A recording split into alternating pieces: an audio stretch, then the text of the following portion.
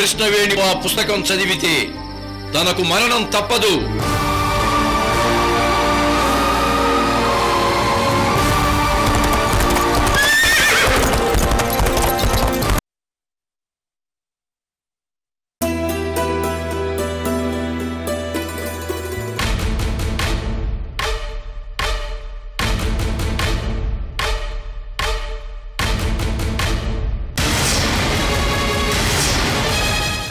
ఇది కూడా నువ్వే తీసుకోవే.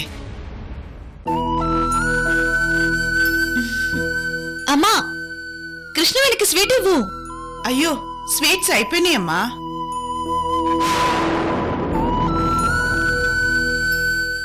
అయితే నా స్వీట్ నా చెల్లికి తినిపిస్తాను.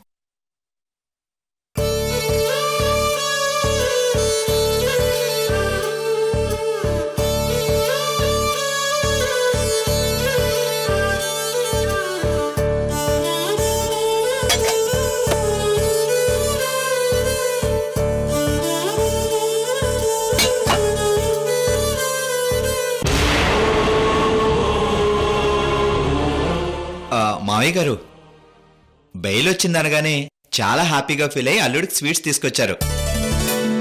అసలు విషయం చెప్తే ఇంకెంత హ్యాపీగా ఫీల్ అవుతారో. అవునా? ఏంటది? నా మీద కేసు పెట్టిన లాయర్ ప్రజ్ఞాదేవి గారు కేసు విత్డ్రా చేసుకున్నారు.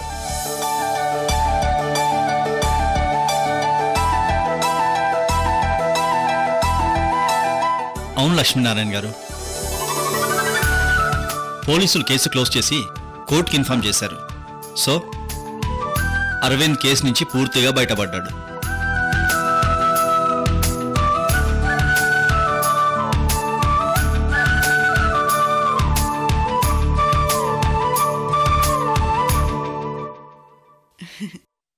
అంతా అమ్మవారి దయ రత్నప్రభ గారు.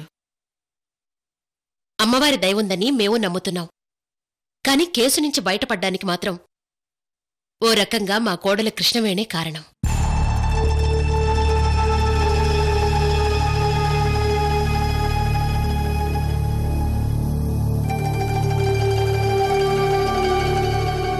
అవును లక్ష్మీనారాయణ గారు, ప్రజ్ఞాదేవి నాన్నగారు బ్రెయిన్ డెడ్లోకి వెళ్ళిపోయాక అంత్యక్రియలకు ఏర్పాట్లు జరుగుతున్నాయి. ఆ సమయంలో కృష్ణవేణి వెళ్ళి అమ్మవారు బొట్టు పెట్టిందంట. అంతే, సురేంద్ర వర్మ గారు కళ్ళు తెరిచారు, లేచి నిలబడ్డారు.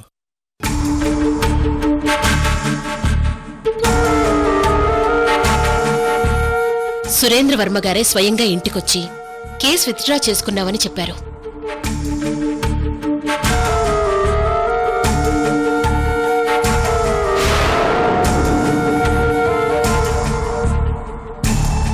అంతేకాదు మావయ్య గారు, కృష్ణవేణి వదిన మాట మీద నిలబడి కోర్టుకొచ్చి సాక్ష్యం చెప్పడం గొప్ప విషయమని వదిన్ని ఎంత గొప్పగా పొగిడారో.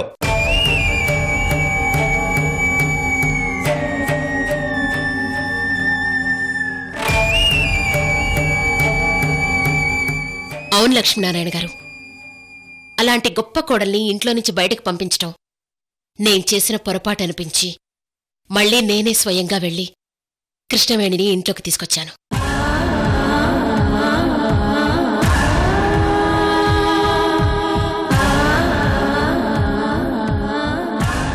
ఏది ఏమైనా కోర్టు గొడవ సుఖాంతమైంది. ఇందులో నాకనిపించిన నీతి ఏంటంటే, న్యాయం కోసం నిలబడినప్పుడు మొదట్లో కష్టాలుంటాయి, కాని ఎప్పటికైనా గెలిచేది న్యాయమేనని మా కోడల కృష్ణవేణి గొప్ప నీతిపాఠం మనందరికీ నేర్పించింది.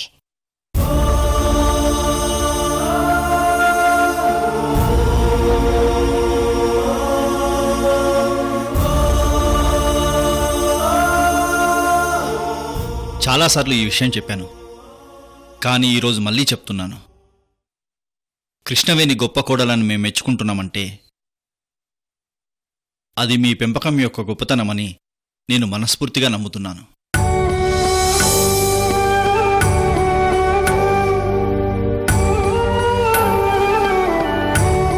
నేను చేసిన తప్పుని మళ్ళీ వదినే సరిదిద్దింది. ఈరోజు వదిన నన్ను నా లైఫ్ని సేవ్ చేసింది. థ్యాంక్ యూ వదిన, thank you very much.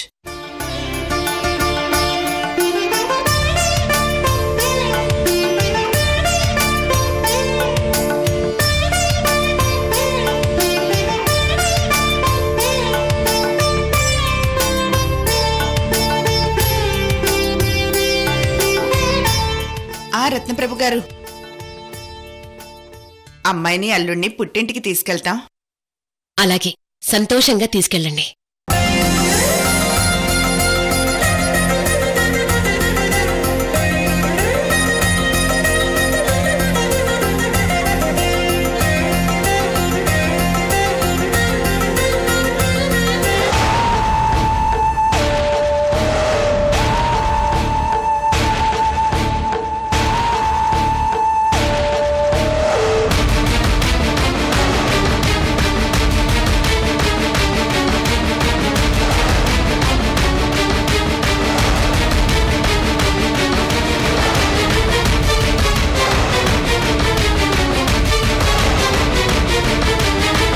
Sorry ప్రజ్ఞాదేవి గారు, ట్రీట్మెంట్లో భాగంగానే ఇలా చేశాను.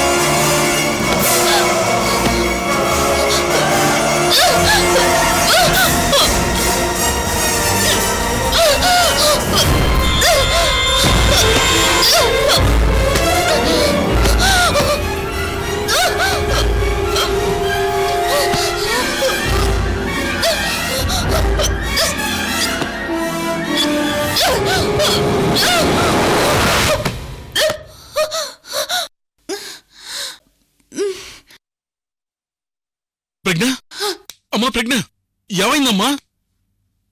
Are you okay? జాగ్రత్త అమ్మా. I'm okay daddy.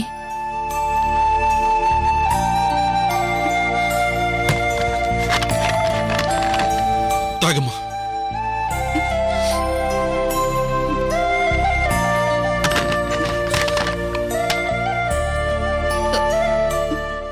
డాడీ, ఏంటమ్మా?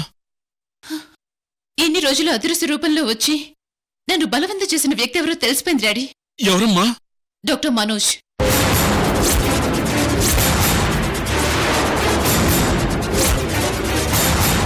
అవును డాడీ,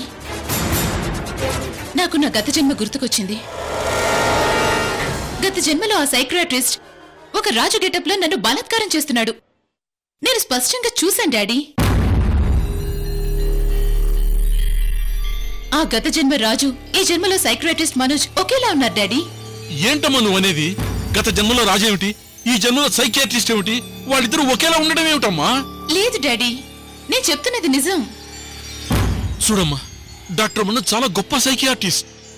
నేను కాదన్నాను డాడీ, నిజమే. మరి అలాంటి వ్యక్తిని పట్టుకుని ఇన్నాళ్ళు నిన్ను బాధించిన అదృశ్య వ్యక్తి అనంటే ఎలా? అతని రూపం నేను స్పష్టంగా చూశాను డాడీ. చూడమ్మా, తను ట్రీట్మెంట్లో భాగంగా అలా చేయడం వల్ల నువ్వు తనే అదృశ్య వ్యక్తి అని భ్రమపడుతున్నావు అంతే. అయ్యో డాడీ, మీకెలా చెప్పాలో అర్థం కావడం లేదు.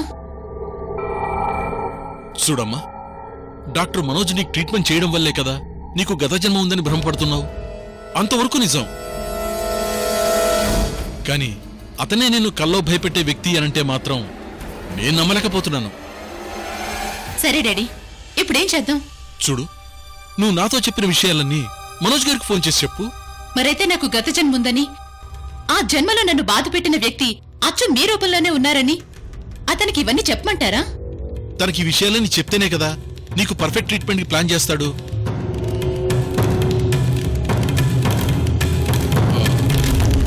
పోనీ మనోజ్ గారితో నేను మాట్లాడినా? వద్దు డాడీ. ఏమైందమ్మా? మనోజ్ గారికి చెప్పడానికి ఇంకాస్త టైం తీసుకుందాం. సరేనమ్మా, నీ ఇష్టం.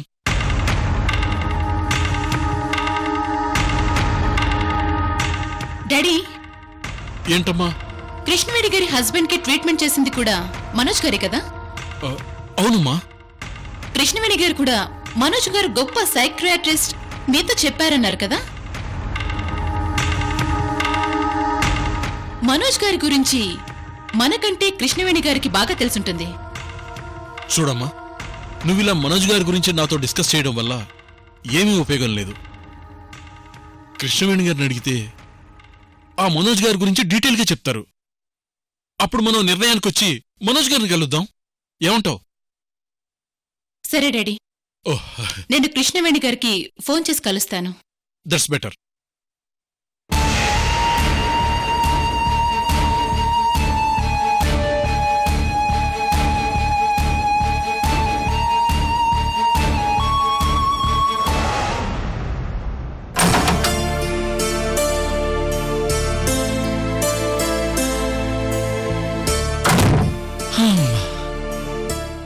రోజంతా డ్యూటీలో గేటు దగ్గర నిలబడి నిలబడి నిలబడి బోరు కొట్టేసింది. అమ్మా మయూరి, మయూరి ఎక్కడున్నావు మయూరి? అమ్మా కృష్ణవేణి, అలివేణి. ఓ మై గాడ్, ఇది మా రూమ్ కాదు. అమ్మో వదిలే, ఏ కృష్ణవేణి అక్కో చూస్తే నేను దొంగతనానికి వచ్చాననుకుంటారు. అమ్మో, ఈ మధ్య డే అండ్ నైట్ డ్యూటీ చేసి బుర్ర గబ్బింది. కాకపోతే కృష్ణవేణి రూమ్లోకి రావడం ఏంటి నేను?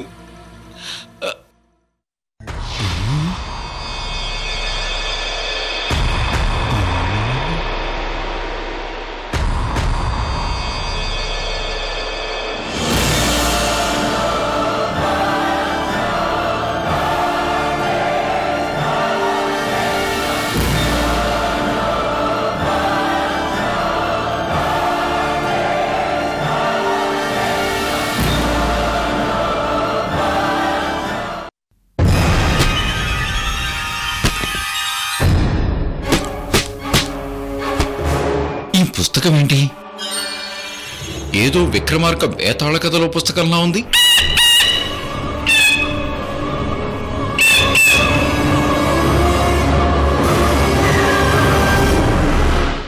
చిన్నమ్మదేవి చరిత్ర ఎవరైతే ముందు చదువుతారో వాళ్లను ఆ పుస్తకం బలి తీసుకుంటుంది.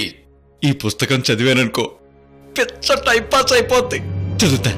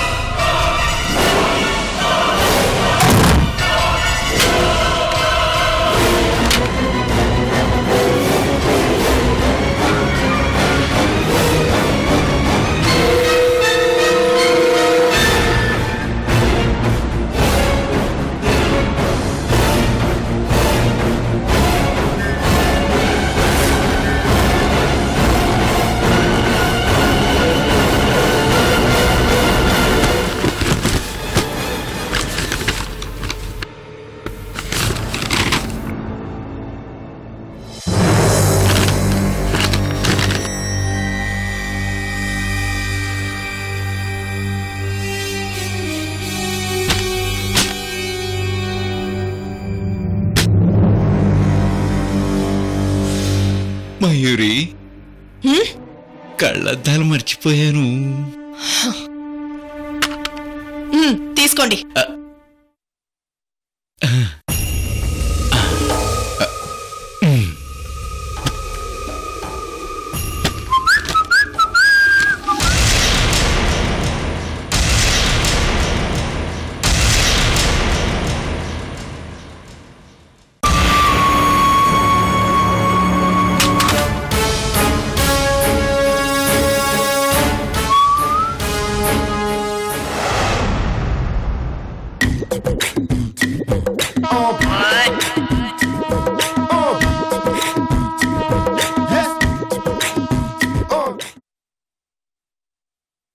మయూరి, పిహెచ్డి చేసి డాక్టరేట్ పట్టా తీసుకున్నా పుస్తకాలు చదువుతున్నా. డాక్టరేటా? నా బతుక్కి అంత సీరు కూడా ఏదో కాస్త రిలాక్స్ అవుదామని. రిలాక్స్ కాదు, ఆ విగ్రహం ఎవరికి ఇచ్చామో ఏమో కాస్త క్లూ కోసం ఆలోచించు కదా.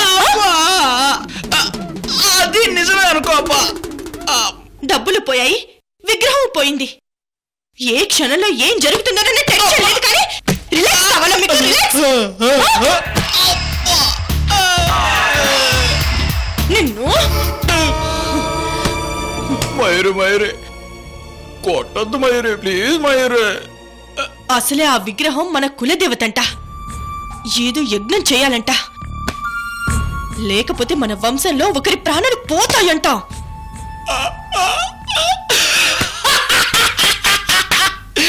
నా ప్రాణాలైతే పావు, ఎందుకంటే నేను యార్లగడ్డ వంశం కాదు కదా. అది మీ వంశం వాళ్ళకి మాత్రమే వర్తిస్తుంది. I I I I. ఓహో, అందుకే ఇంత రిలాక్స్ గా ఉన్నావా? అయ్యో అయ్యో అయ్యో అయ్యో అయ్యో అయ్యో. అంటే మా ఇంట్లో ఉంటూ మేం పెట్టి తింటూ మా వంశం నాశనం అయిపోయినా నువ్వు మాత్రం బాగుండాలి, అంతేనా? అది కాదు మయూరి, నేను చెప్పేది ఏంటంటే ఏం చెప్పద్దు, వెళ్ళి వాచ్మెన్ డ్యూటీ చెయ్యి పో. మయూరే. లేకపోతే ఏంటి? ఆ విగ్రహం వెనుకున్న అసలు దొంగల మనమేనని వదిలికి తెలియక ముందే మనం ఏదో ఒక ప్లాన్ చేసి తప్పించుకోవాలి. ముందు ఆ ప్లాన్ ఏంటో ఆలోచించు, అర్థమైందా? అర్థమైంది మయూరి, నేను ఆ పనిలో ఉంటాను.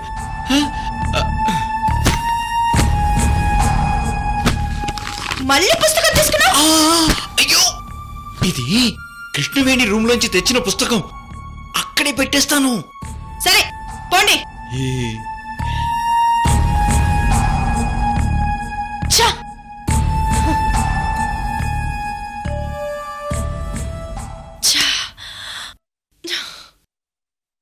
మయూరి, నేను డ్యూటీకి వెళ్తున్నాను. మరి ఆ డ్యూటీ చేసే ముందు మన డ్యూటీ ఏమన్నా చేద్దామా?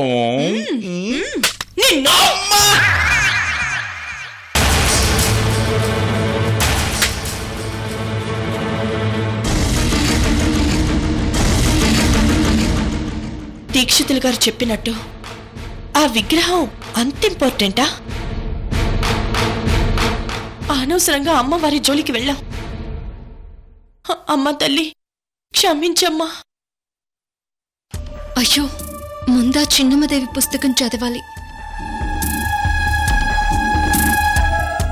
మయూరి, నువ్వు వద్దన్నంత మాత్రాన ఈ పుస్తకం చదవడం మానేస్తారా? No, never. చదివి తీరతాను.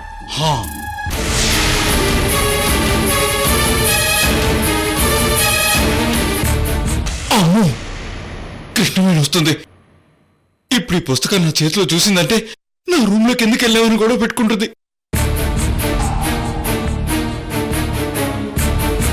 అమ్మో వద్దులే, ఒక గంట ఆగి ఆ తర్వాత ఈ పుస్తకం చదువుతాం.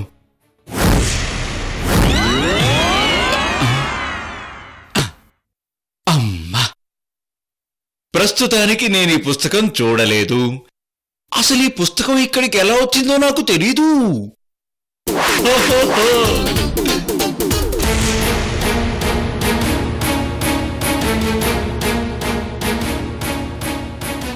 అమ్మా Krishnaveni, good morning. Good morning బాబాయ్.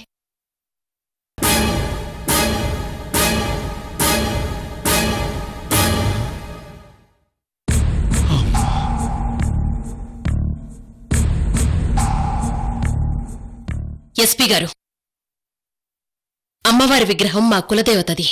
నిజమే రత్నప్రభ గారు, అవుట్ హౌస్ లో సీసీ కెమెరాలు లేవు, ఉంటే కాస్త క్లూ దొరికేది. అయితే ఇప్పుడేం చేద్దామంటారు? మీకు అనుమానం ఎవరి మీద ఉందో చెప్పండి, వాళ్ళను స్టేషన్కి పిలిపించి మా స్టైల్లో నిజం చెప్పిస్తాం. ష్యూర్ ఎస్పీ గారు, నేను మళ్ళీ ఇప్పుడే ఫోన్ చేస్తాను. ఏమైంది రత్న? అంతా మీ వల్లే. నాకు ఆ శశిధర్ మయూరి వాళ్ల మీద అనుమానం ఉందంటే మీరు వాళ్ళని ఏమీ అనరు. రత్న, మయూరి ఇంటి ఆడపడుచు, అలాంటి పని చెయ్యదు, వదిలే. నాకు అనుమానంగా ఉంది. వాళ్ళిద్దరిని పోలీస్ స్టేషన్కి పంపిస్తాను, ఇంట్రాగేట్ చేస్తారట. రత్న ప్లీజ్. మేడం ఏమైంది? కృష్ణవేణి, ఒక ప్రాబ్లం తర్వాత ఇంకో ప్రాబ్లం వస్తూనే ఉంది. ఈ ఇంటికి ఏదో అరిష్టం పట్టింది. అయ్యో మీరలా అనకండి మేడం. అసలేం జరిగిందో చెప్పండి. ఏమైంది మామయ్య గారు? అదేనమ్మా, తరతరాలుగా వచ్చే అమ్మవారి విగ్రహం అవుట్ హౌస్లో ఉండేది. ఆ విగ్రహం ఈ మధ్య చోరీ అయ్యింది. ఆ అమ్మవారి విగ్రహం చాలా మహిమాన్వితమైంది. ఆ విగ్రహం విలువ కోట్లలో ఉంటుందమ్మా.